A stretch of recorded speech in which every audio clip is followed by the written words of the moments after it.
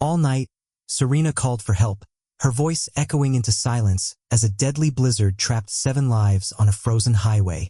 Roads were impassable, crews backed off. Hope was fading. Then, through the static, a lone trucker answered.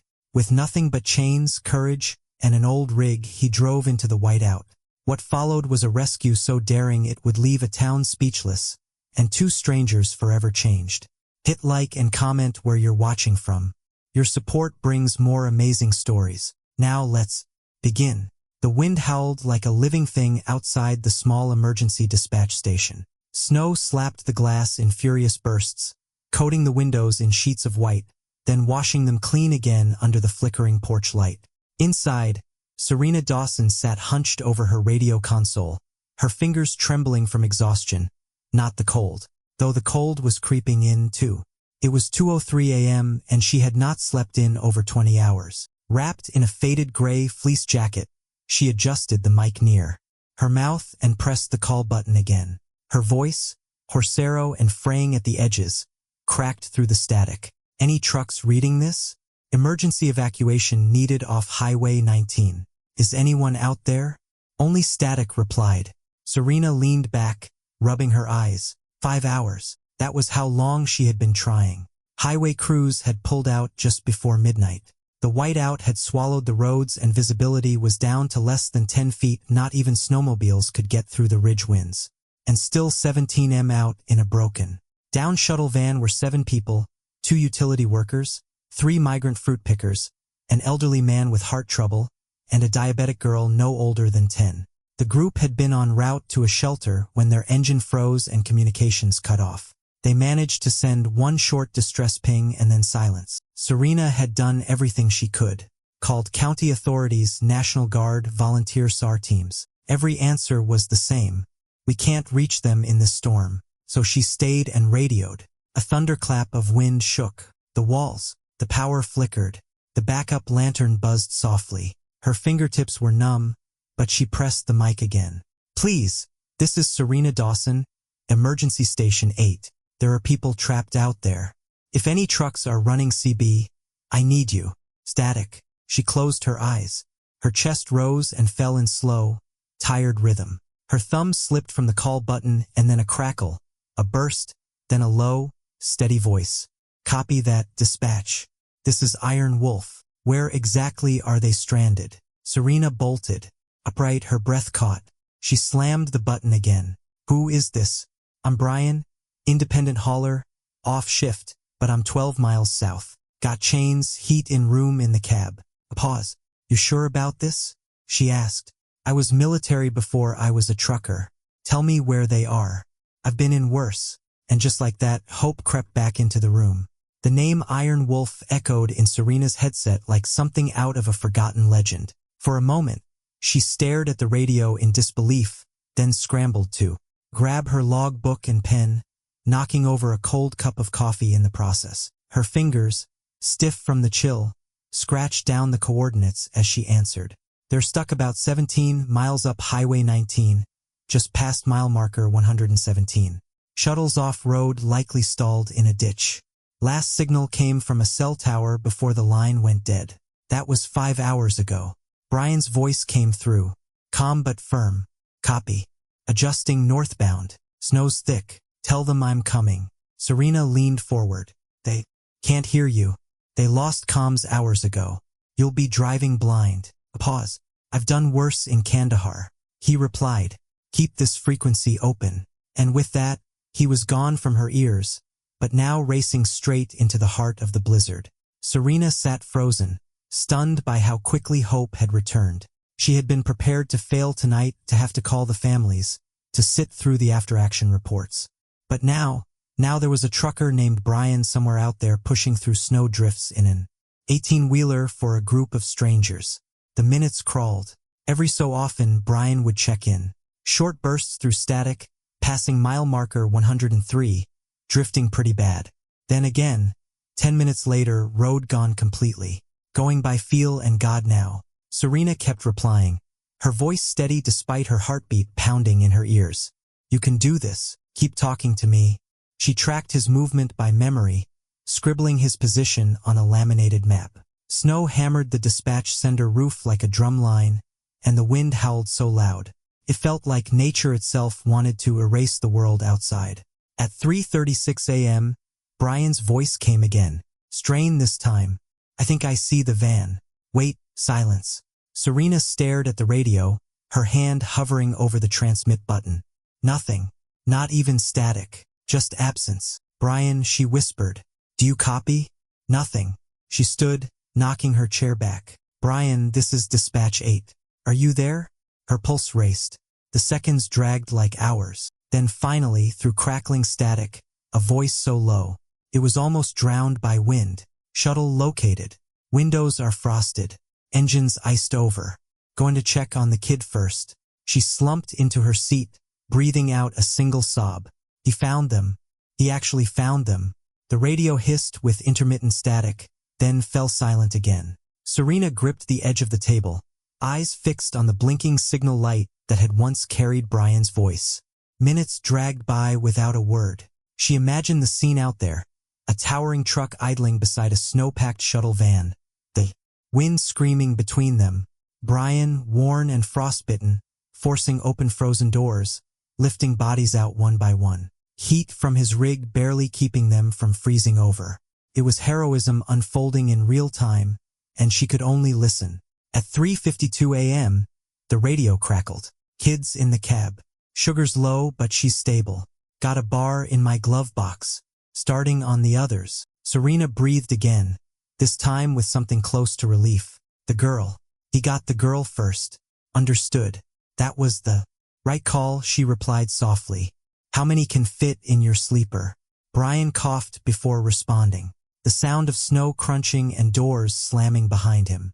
Tight fit, but I'll make it work. 2 in the bunk, 1 riding up front, maybe 3 across the floor. I've hauled worse cargo. His voice was raspy now, fatigue bleeding through. Old guy is conscious but disoriented. Got a pulse on everyone. Starting warm-up. Serena quickly scrolled the updates in her logbook. She could hardly believe this was real. 1 man, 1 rig in a storm fierce enough to paralyze the entire county. And somehow he was pulling 7 lives out of the teeth of it. Brian, you are not just a trucker right now. You're the entire cavalry. There was a pause, then quietly. Just doing what someone once did for me. She blinked. The emotion in his voice was real, raw, but there was no time to ask what he meant. A new sound came over the mic, the familiar whine of the truck's engine straining against the snow. Turning back now, going to be slow. Roads completely gone, going by fence lines and luck. Serena stood up, leaning closer to the speaker like she could somehow push strength through the signal. You're not alone, Iron Wolf. I'm staying with you the whole way. Outside, dawn was still hours away, and the snow refused to let up. But now, somewhere between the frozen void and the blinking lights of Dispatch 8, a convoy of courage was in motion. 1 man, 7 souls, and a truck cutting its way back to life. The storm refused to loosen its grip.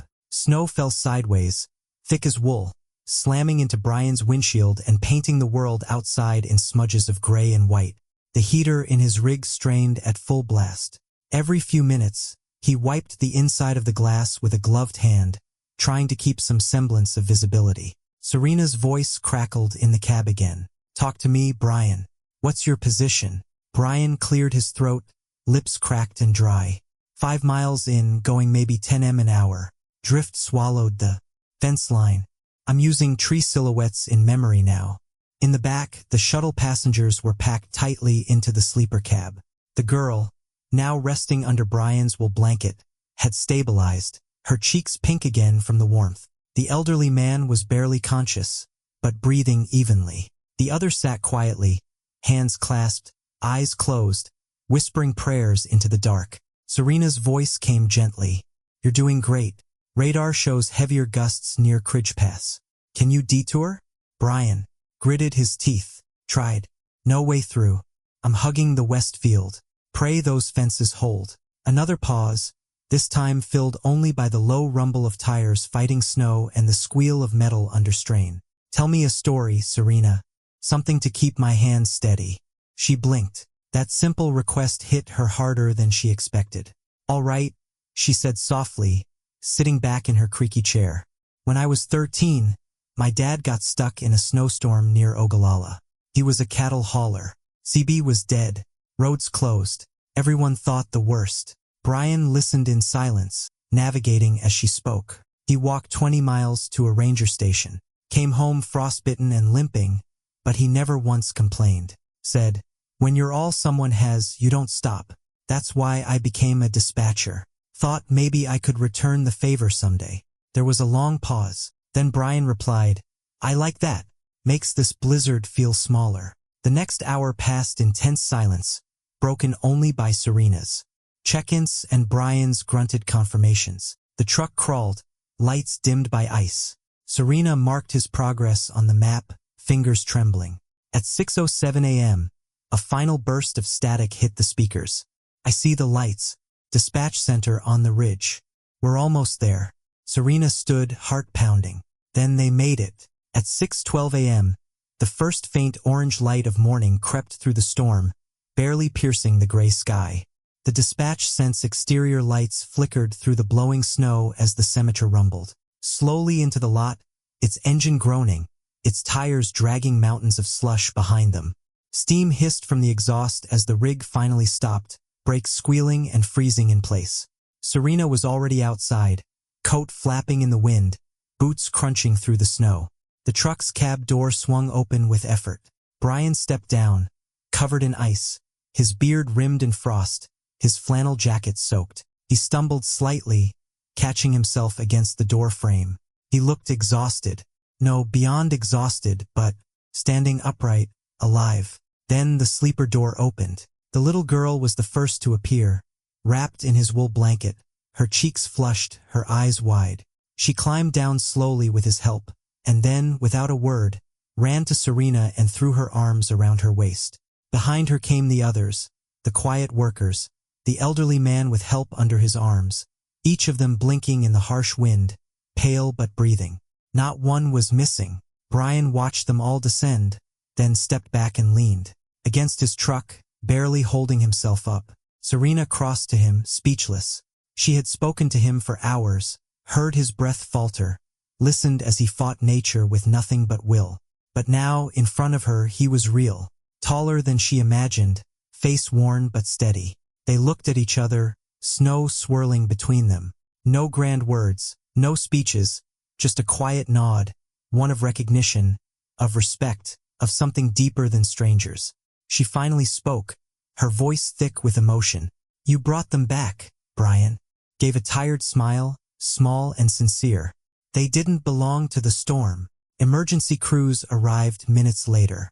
Medical teams rushed in, stretchers, warm blankets, IVs. Serena directed them quietly, her headset forgotten on the console inside. Brian sat on the back step of his rig, sipping a hot drink someone had handed him, boots steaming. One of the paramedics asked if he wanted to ride to the hospital. He shook his head. "I'll rest here a minute." Serena sat beside him. They watched the blizzard fade. Behind them, the blinking dispatch center stood firm. In front, the road, and now slowly clearing, waited for its next call. But for a few long minutes, nothing moved. The town, the storm, the noise, all paused to honor what had just happened.